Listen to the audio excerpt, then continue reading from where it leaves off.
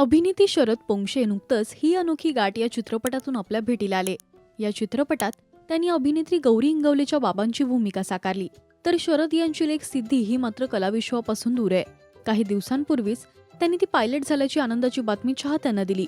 तर शरद यांचा लेक स्नेह कलाविश्वात पदार्पण करतोय. शरद यांनी आजवर अनेक नाटक, मालिका, चित्रपट अशा विविध माध्यमातून त्यांच्या अभिनयाने आपलं मनोरंजन केलंय.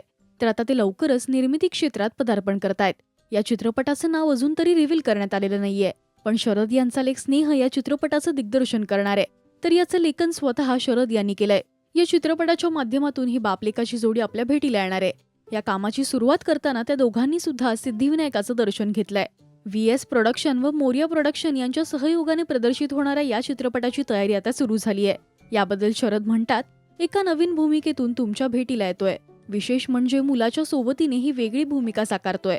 यापूर्वी स्नेहने 5 वर्ष सहदिग्दर्शक म्हणून काम केलंय आणि आता चित्रपटाच्या निमित्ताने तो दिग्दर्शनात पदार्पण करतोय. मला खात्री आहे तो ही जबाबदारी उत्तमरित्या पेलेल. तर स्नेह म्हणतो, लवकरच हा चित्रपट आम्ही प्रेक्षकांच्या भेटीला घेऊन येणार आहोत. आम्ही सुद्धा या चित्रपटासाठी खूप उत्सुक आहोत. चित्रीकरणाला सुरुवात होणार असून विषय, शीर्षक, कलाकार हे लवकरच आम्ही जाहीर करू.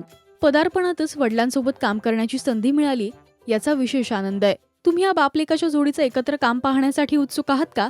हे आम्हाला कमेंट्समधून नक्की सांगा. मराठी सिनेविश्वातील बातम्या, अपडेट्स आणि गॉसिपसाठी तुम्ही सबस्क्राईब करा राजश्री मराठी.